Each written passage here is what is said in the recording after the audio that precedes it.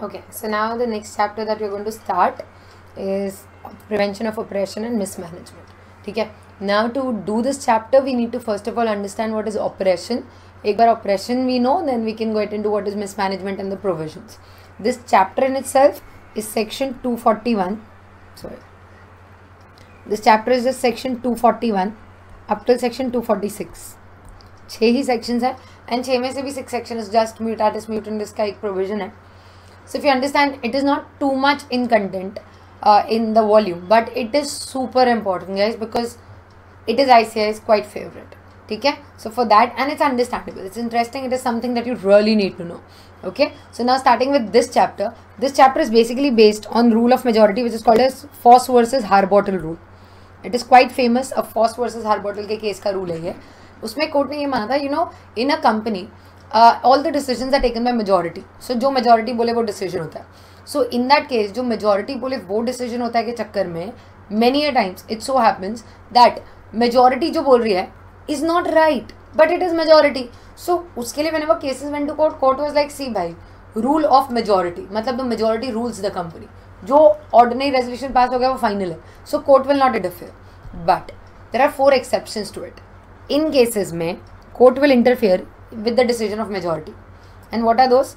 Ultra vires or illegal act, transaction requiring special majorities, that is SR, personal rights and fraud on minority. और ये जो chapter है ना ये इसके ऊपर है. Now just understand, just because of minority है इसका मतलब ये majority हमारे साथ कुछ भी करेगा? Doesn't work, right? Just because हम minority है, majority हमारे साथ कुछ भी करे ऐसा तो नहीं हो सकता. ठीक है, तो हमने ना एक फंडा निकाला, हमने कहा भाई oppression हो रहा है हमारे साथ. So they said, what exactly do you mean by oppression? So oppression is not defined under the act. Oppression is not defined under the act. Okay, so now that we know oppression is not defined. Not defined मतलब क्या? इन्होंने बोला dictionary पढ़ लो. Dictionary में अगर तुम देखोगे ना, डिक्शनरी में it is written that anything, any behavior with somebody which is wrongful or harsh. Dictionary में तो wrongful या harsh दिया उसका मीनिंग. ओके, wrongful या harsh है and it is, this is not harsh, this is harsh. wrongful और harsh हुआ तो it is considered as कि भाई ये ऑपरेशन है. बट लॉ में ऑपरेशन प्रूफ करने के लिए उन्होंने डेफिनेशन नहीं दिया. उन्होंने बोला कि कंडीशंस है, कंडीशन सेटिस्फाई करो हम ऑपरेशन मान लेंगे. अब एग्जैक्टली ऑपरेशन होता क्या है? Just understand. For example you and me, we were friends. Okay, so you me my brother. Okay, अपन तीनों, हम दोनों दोस्त थे और मेरे भाई भी, अपन तीनों ने मिलकर कंपनी स्टार्ट करी. Okay, could be a private company, obviously public company तो पब्लिक कंपनी तो 7 मेंबर्स से होती है. सो प्राइवेट कंपनी हो सकती है. प्राइवेट कंपनी है विद 3 मेंबर्स. हम तीनों का शेयर उसमें 33.33 है. ओके, अब एक दिन when you were not there, starting में अपना सब अच्छा चल रहा था, अपन सब इक्वल थे, एट पार थे, ये थे वो थे, अपन तीनों डायरेक्टर्स भी थे. फिर एक दिन हमने डिसाइड किया कि बहुत हो गया यार तुम्हारे साथ, अब हमें को नहीं चाहिए. तो मैं और मेरे भैया, हम तो रिलेटिव्स हैं, ठीक है. सो मैंने and my brother we both came together, हमने एक मीटिंग बुलाई और मीटिंग में ना हमने रेजोल्यूशन पास किया to remove the 3rd director, that is you were not even there. But क्योंकि हम मेजॉरिटी, हम कुछ भी कर सकते हैं. ओके, तो तुमने बोला चलो ठीक है, ओके, डायरेक्टरशिप से निकाल दिया. फिर एक दिन हमने डिसाइड किया तुम्हारे मेंबरशिप के शेयर्स छीन लिए जाएंगे, तुम्हें मेंबरशिप से भी निकाल दिया. एंड फॉस वर्सेस हार्बॉटल बोलते हैं जो मेजॉरिटी बोले वो फाइनल. तो यार तुम भी तो कंपनी में कुछ हो ना. सो ये जो तुम्हारे साथ हो रहा है ना, इसको इन अ वे ऑपरेशन मानता है कि जबरदस्ती मेजॉरिटी माइनॉरिटी को दबा रहा है. ठीक है, तो उन्होंने बोला लॉ में ना ऑपरेशन प्रूव करने की कुछ कंडीशंस है. ठीक है, अब ऑपरेशन एग्जैक्टली लॉ में है क्या, मेरी बात ध्यान से समझना. इन अ वे देयर आर 5 कंडीशंस. यहाँ पे 5 नहीं है, पुराने एक्ट में 5 थी, यहाँ पे तोड़ दी गई है, 3 और 2 हो गई हैं, इसलिए ध्यान से समझना. जैसे सबसे पहले ऑपरेशन ना सिर्फ एक मेंबर के साथ हो सकता है. Okay, so you should be इन, तुम्हारे साथ जो गलत हुआ है should be in the capacity of a member. मतलब डायरेक्टरशिप से जब निकाला तो ऑपरेशन नहीं, बट मेंबरशिप से निकाला हाँ ऑपरेशन है. ठीक है, it should be in the capacity of a member. उसके बाद in the capacity of member तुम्हारे साथ ना कुछ प्रिजुडिशियल हो रहा है, something prejudicial to your interest is happening. Okay, जो कि एक बार हुआ नहीं, वो कंटिन्यूसली हुए ही जा रहे हैं यार. एक बार के लिए यू कांट बी क्रिबिंग. ठीक है, कंटिन्यूसली हो रहा है. एक्चुअली वो इतना गलत है ना कि मैं चाहूँ तो मैं वाइंडिंग अप करा सकती हूँ, because I am a member at the end of the day. So it is justification for winding up. लेकिन ना वाइंडिंग अप भी मेरे लिए प्रिजुडिशियल है. मतलब वाइंडिंग अप भी हुआ ना तो भी मैं तो दुखी होने वाली, तो ऐसे चल रहा है तो भी दुखी हूँ, वाइंडिंग अप से भी दुखी हूँ, इसको बोलते हैं ऑपरेशन। सो फिर लाइक क्या था, see it's like this, I am a member, मेरे साथ कुछ गलत हो रहा है, बार बार हो रहा है, इतना गलत है कि वाइंडिंग अप बनता है इस पर, लेकिन वाइंडिंग अप भी मेरे लिए तो गलत ही है, मेरे को अच्छा नहीं लगा, because I am the owner of the company, मुझे नहीं अच्छा लगेगा कंपनी वाइंड अप हो जाए, it is not in my interest. Example, you join some particular class, okay, and class जब तुमने ज्वाइन की थी ना, तुम्हें पता था लेट्स से तुम्हें एग्जाम लीव के 2 ही महीने मिलेंगे, ठीक है, और क्लासेस वाले में बोला था 3 महीने पहले सिलेबस खत्म कर देंगे, यू वर लाइक कूल, 2 महीने पहले ऑफिस खत्म होगा, 3 महीने पहले सिलेबस खत्म होगा, तुमने पूछा क्लास कब चलेंगी, so they said in the morning 7 to 10 और इवनिंग 6:30 to 9, तो इससे दिन में क्लास नहीं होंगी, दे सेड ऑब्वियसली नॉट, ना दिन में कैसे क्लास होगा, यू वर लाइक फाइन। अब हुआ क्या, इनका ना सिलेबस खत्म नहीं हुआ, तो 3 महीने पहले खत्म करना था, एक्सटेंड हो गया, तो लास्ट जो मंथ चल रहा था that is 3 months before exam, तब ना इन्होंने दोपहर में क्लास रखना चालू कर दिया। Okay, so now this is 3 months to exam, in the 3rd month उन्होंने दोपहर में क्लास रखनी चालू कर दी। अब योर प्रॉब्लम इज ऑफिस वाले से छुट्टी नहीं मिल रही, क्लास में जा नहीं पा रहा, so if you understand in the capacity of a student there something prejudicial to your interest happening, वो दोपहर के लेक्चर्स, एक लेक्चर होता तो चलता भी, कंटिन्यूसली हैपनिंग, ठीक है। अब इफ यू अंडरस्टैंड ये इतना गलत है कि तुम्हारा रिफंड लेना बनता है क्लासेस से, कि भाई तुमने बोला था कि शाम लेक्चर दोपहर को नहीं और दे रहे हो तो रिफंड दे दो, but if you understand exam के 2 महीने पहले रिफंड लेके जाओगे कहाँ, इट्स ऑलरेडी टू लेट, तो if you understand refund is not in your interest also, तो मतलब ना तो ऐसे चलना मेरे इंटरेस्ट में है, ना रिफंड लेना मेरे इंटरेस्ट में, that's called oppression. When it is stuck here you can't gulp it, you can't throw it,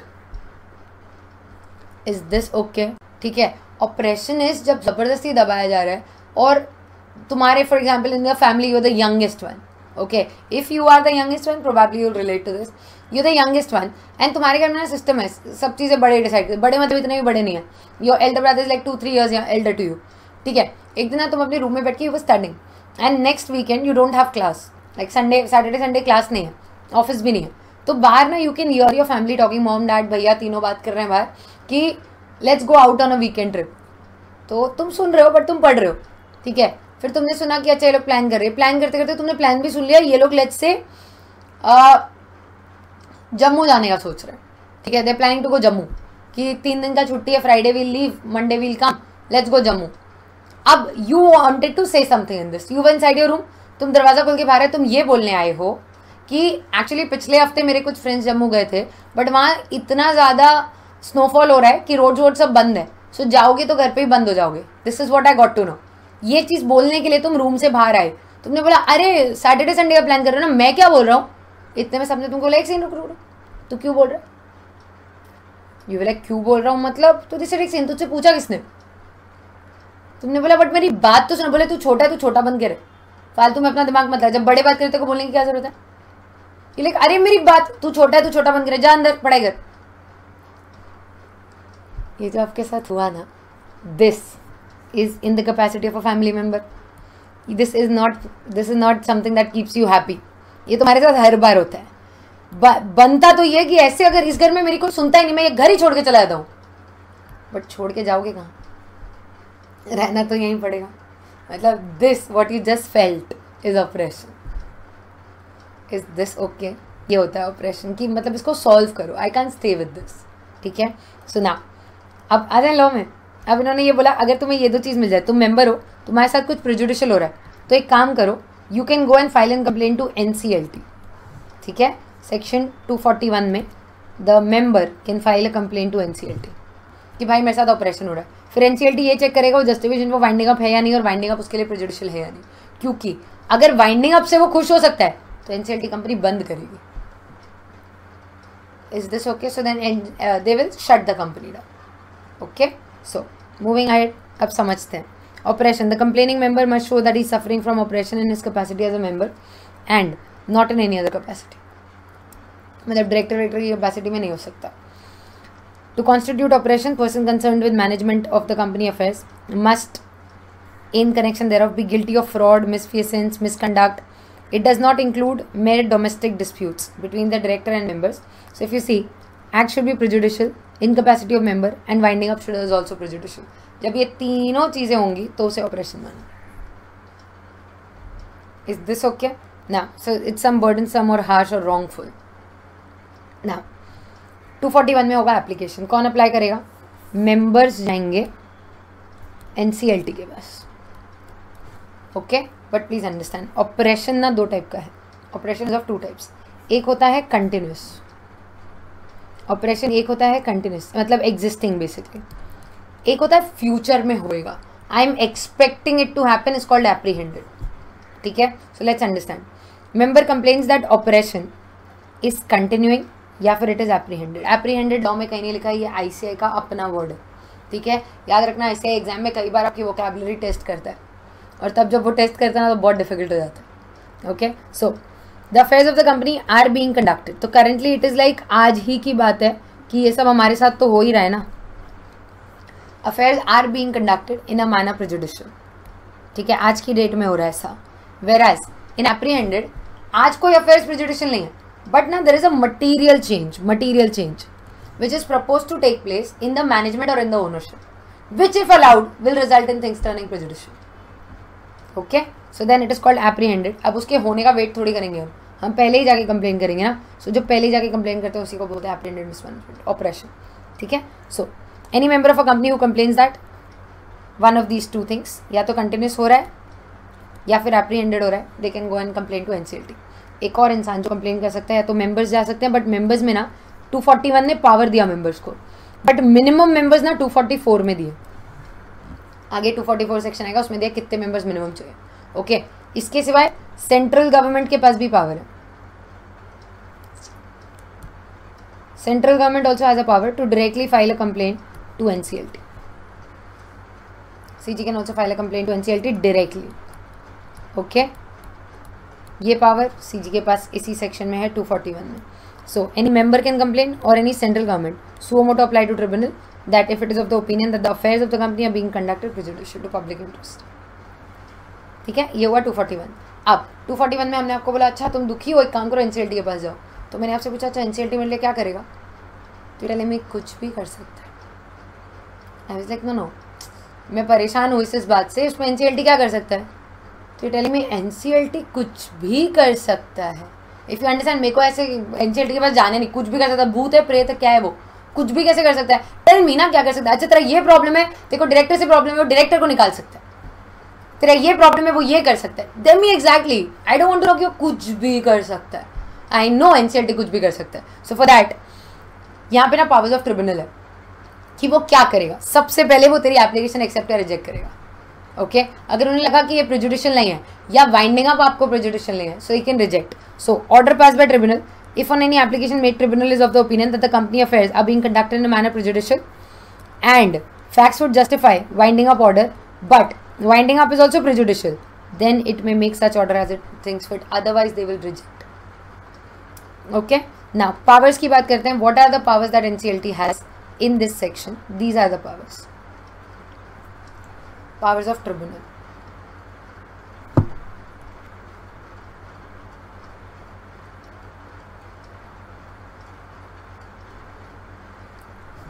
okay powers क्या क्या हैं, 4 पावर्स में डिवाइड किया हमने, general power, specific power, interim order या MOA हो, ठीक है।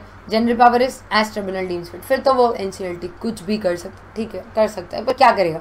सो स्पेसिफिक पावर्स में ना वी रिमेंबर एज NCLT ना ऑपरेशन मिसमैनेजमेंट को साफ कर देगा, ऑपरेशन मिसमैनेजमेंट को साफ कर देगा। साफ कर देगा मतलब सबसे पहले they can pass any orders with respect to shares of any person, they can force somebody to sell, they can force somebody to buy, they can set aside any agreement with director managers, मतलब वो चाहें तो director को निकाल तक सकते हैं, उनका एम्प्लॉयमेंट कॉन्ट्रैक्ट ही टर्मिनेट कर सकते हैं, okay. They can set aside any agreement with any third party, but याद रखना इन दोनों में उसको कोई कंपनसेशन नहीं मिलेगा, बट OOBH मिलेगा, okay.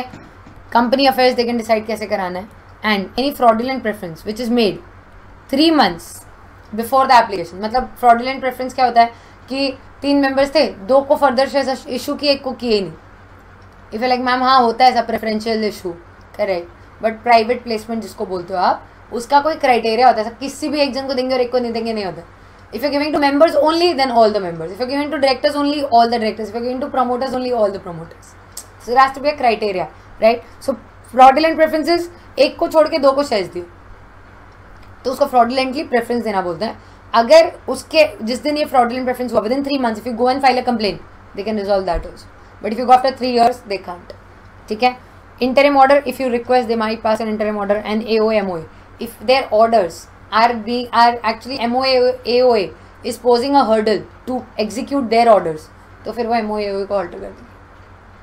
Okay, next, the consequence of termination or modification of certain agreements. Certain agreements मतलब तुम्हें ये दोनों दिख रहे हैं, ये दोनों terminate हुए थे या modify हुए थे, इनका consequence एक बड़ा important section है. ठीक है. So when an order terminates set aside agreement, कोई compensation नहीं मिलेगा. Such order shall not give rise to any claim for compensation. अब ये बहुत important है. The managing director और manager who has been removed, वो ना उस particular company से 5 years के लिए disqualified है. He cannot be appointed in that company for 5 years. लेकिन अगर in those 5 years you want to appoint, तो आपको ना tribunal से expressly consent लेना पड़ेगा. ठीक है. expressly tribunal से अप्रूवल लेना पड़ेगा कि ट्रिब्यूनल हमें पता है ये 5 साल के लिए डिस्क्वालीफाइड है, but for some good reason हमें जेन्युइनली थोड़े टाइम के लिए इसको अपॉइंट करना. तो ट्रिब्यूनल में अलाउ, लेकिन अलाउ करने के पहले वो देगा OOBH. ध्यान से सुनना प्लीज, वो देगा OOBH. My question to you is, किसको देगा OOBH? या तो कंपनी को या फिर वो MDWTD को?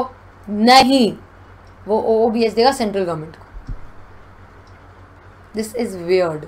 ओके, इट इज लाइक अपना क्लास चालू है, तुम्हारा फोन बजा and you ask me ma'am I am getting an important call, can I answer this? And I tell you back saying नहीं, मैं ना बाजू वाले क्लास के सर को पूछ के बताती हूँ. Are you getting it? Okay.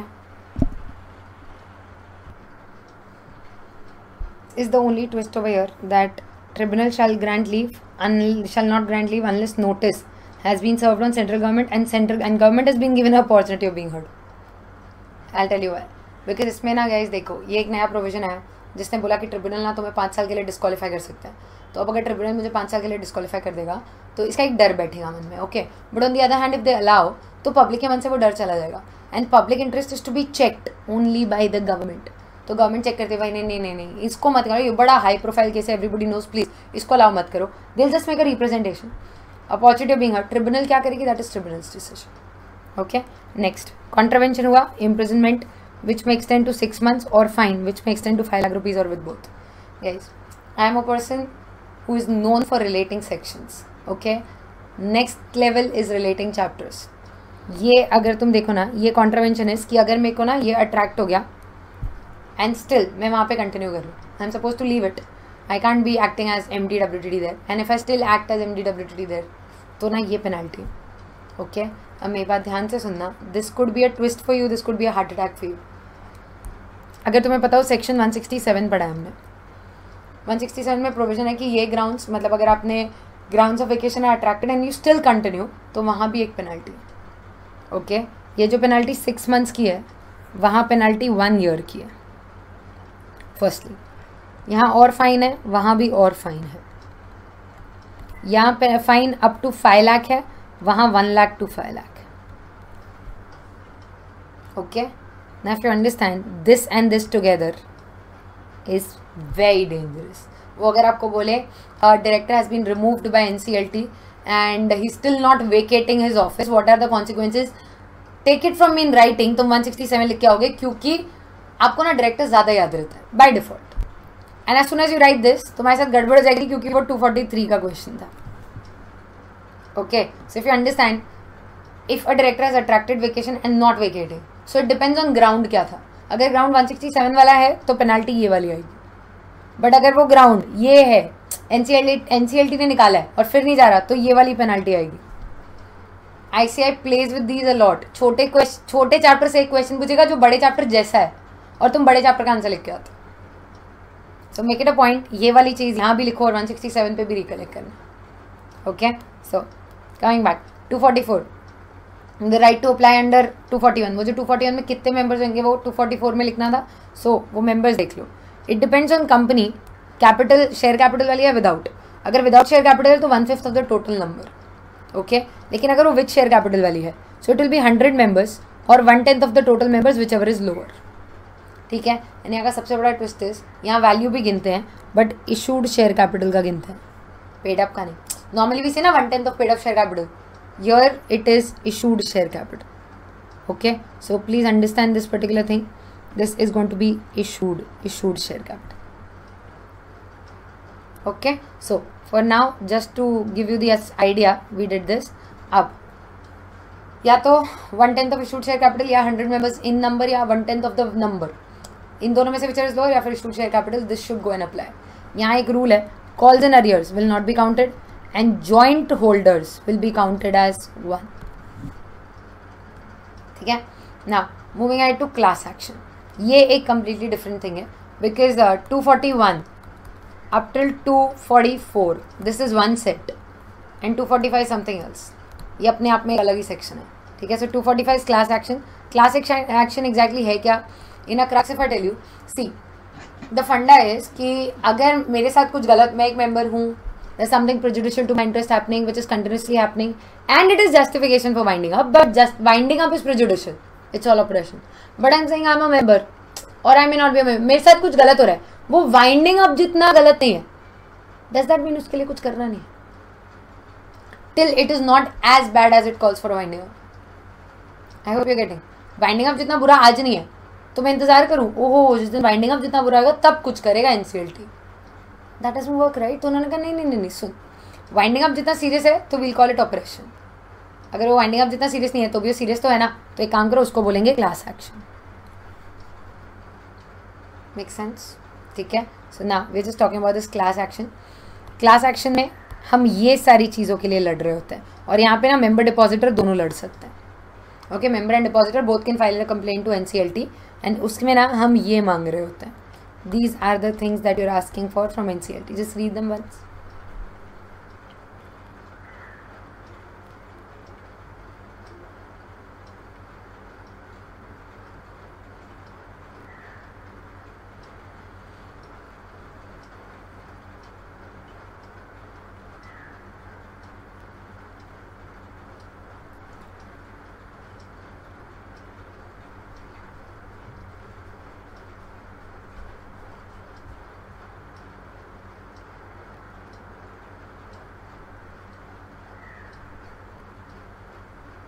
Done? Now, moving ahead, minimum requisition, क्योंकि इसकी भी एप्लीकेशन है तो मिनिमम रिक्वेजिशन चाहिए. इफ़ यू अंडरस्टैंड, उस केस में application could come only from members, or it can come from members as well as depositors. Okay. Now when members and depositors both can apply, obviously it makes a difference. क्यों? क्योंकि member में it matters share capital है या नहीं है, whereas depositor में इससे कोई फर्क नहीं पड़ता. सो they've said 100 depositors or such this percentage is not prescribed, so such percentage as may be prescribed or such percentage of total value as may be prescribed. Okay, ये जब prescribe होगा तब इस पे questions पूछेगा. इसे for now company having share capital ये same है. if you see 100 और again such percentage, क्योंकि it is not prescribed, such percentage of issued not prescribed. वही वाला चार्ट है जो भी थोड़ी देर पहले पढ़ा था, वो फिर से आ गया. एंड अगर कैपिटल है तो 1/5, तो the only thing prescribed is यहाँ का 1/5, यहाँ का 100, यहाँ का 1/5 और यहाँ का 100. These are the only things prescribed. बाकी सब कुछ is has to be prescribed. Okay. Now requirement for consideration of application, application has to be bonafide तो ही एक्सेप्ट होगी. ओके. आप किसी का जानबूझ के नुकसान कराने के लिए एप्लीकेशन कर रहे हो, is not allowed. In case of admission of application, tribunal shall have regard to the following. सबसे पहले public notice is to be served that okay, they have applied for this section and we are going to, the NCLT is hearing them. Okay, first thing. Second, all similar applications from different classes will be merged. Okay, so if there is one class of shareholders coming up with one complaint, the same complaint is coming from the second also, from the third also, from the fourth also, so then they'll be like, एक second, सबका problem same ही है. Okay okay, आप सबको okay, हम एक ही साथ सुन लेंगे. Whereas if the same complaint comes from the same class again and again, तो नहीं सुनेंगे. ठीक है, क्योंकि अगर तुम देखो, अगर 1/10 लोग अप्लाई करते हैं, because this is yet to be prescribed, it is going to come out 1/10 only. ठीक है, अगर 1/10 लोग भी अप्लाई करते हैं ना, तो एक 100 के में से 1/10 निकालोगे तो 10 ग्रुप बनेंगे. आई होप आपको समझ. मैथ्स 100 में से 1/10 इज 10, तो ऐसे 10 करके 10 बार आ सकते हैं लोग, और 10 बार मैं सुनते ही रहूँ तो जैसे नहीं यार, देख अलग अलग क्लास से सिमिलर एप्लीकेशन मर्ज हो जाएगी, बट एक ही क्लास से सेम एप्लीकेशन फर्स्ट के बाद सब reject. So if you see all similar applications consolidated into one, and two class action for the same cause shall not be allowed. Okay, cost and expenses will be defrayed by the person who is responsible for the oppressive act.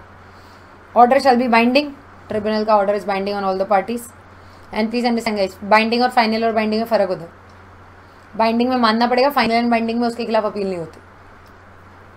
Punishment for non compliance 5 lakh to 25 lakh.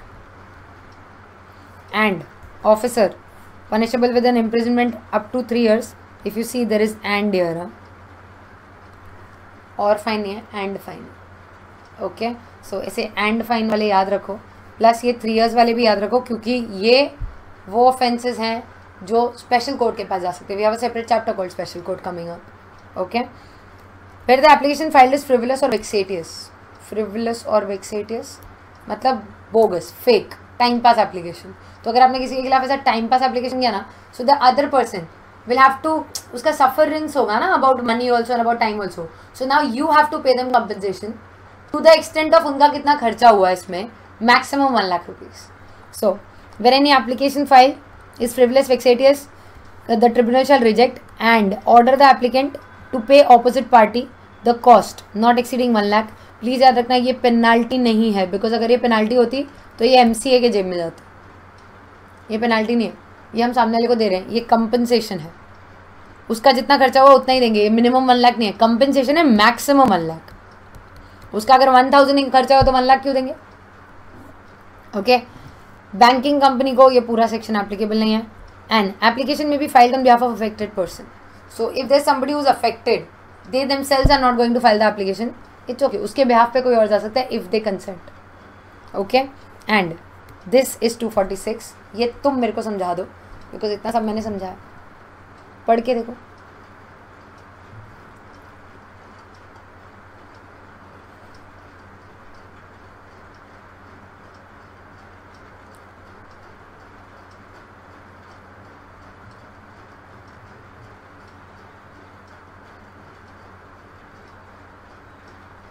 Simple था ना, 4 बार और पढ़ लो, कुछ अपने आप निकलेगा थोड़ी उसमें से। If you understand, provisions of 337, 338, 339, 340 and 341 related to winding up shall apply mute at its mute in this to an application made under 241 or 245. 241 था ऑपरेशन वाला एंड 245 था क्लास एक्शन वाला। I feel like ma'am mute at it's mute in this मतलब as it is. Oh thank you. And there are some who will say 337, 338, 339, 340, 341 नहीं पता तो कैसे बताएंगे? I'll tell you what does this mean. You know ना, जब anybody applies for operation mismanagement, operation के लिए अप्लाई किया तो ऑपरेशन का फंडा ये होता है कि वाइंडिंग अप भी मुझे प्रेजुडिशियल है। बट कभी कभी NCLT रियलाइजेस वाइंडिंग अप तो प्रेजुडिशियल है ही नहीं, you can go for winding up और इससे इसको कोई नुकसान नहीं होगा। सो NCLT will order winding up. And अगर NCLT ने वाइंडिंग अप ऑर्डर किया ना गाइस, तो the problem that will arise is winding up की एप्लीकेशन वाइंडिंग अप वाले चैप्टर में, ठीक है, और वो वाले चैप्टर में जब एप्लीकेशन आएगा तो कंपनी वाइंड अप होगी, ठीक है। यहां वाला एप्लीकेशन वाइंडिंग अप कैसे करा सकता है? क्योंकि वाइंडिंग अप की एप्लीकेशन वाइंडिंग अप कराएगी ना। ओके, इट्स सिंपल यार, ये बटन दबाऊंगी तो ये लाइट जलेगी और ये बटन दबाऊंगी तो ये लाइट जलेगी। इस बटन से ये लाइट कैसे जल सकती है जब तक कोई बीच में तार ना जुड़ा हो, right? So there has to be a connection, this is that तार, द कनेक्शन। यहाँ इन्होंने बोला कि सुन भाई 337, 338, 340, 340, 339, 340, 341 पांचों will apply as it is to an application made under. ये है वो तार कि अगर मैं ये वाली बटन दबाऊंगी ना तो वो लाइट जल सकती है, मतलब अदरवाइज ये नहीं होता ना। सो एप्लीकेशन आ रही है ऑपरेशन की, NCLT बोल रहा है वाइंडिंग अप, तो the problem is winding up की एप्लीकेशन का भाई। तो ने कहा डोंट वरी, इस एप्लीकेशन को भी वो प्रोविजंस लगेंगे। दैट इज, सुनने में से लगता है 246 फालतू था, बहुत काम का था। ये नहीं होता तो NCLT वाइंड अप नहीं करा पाता। Is this okay? ठीक है, so now that's prevention of oppression and mismanagement.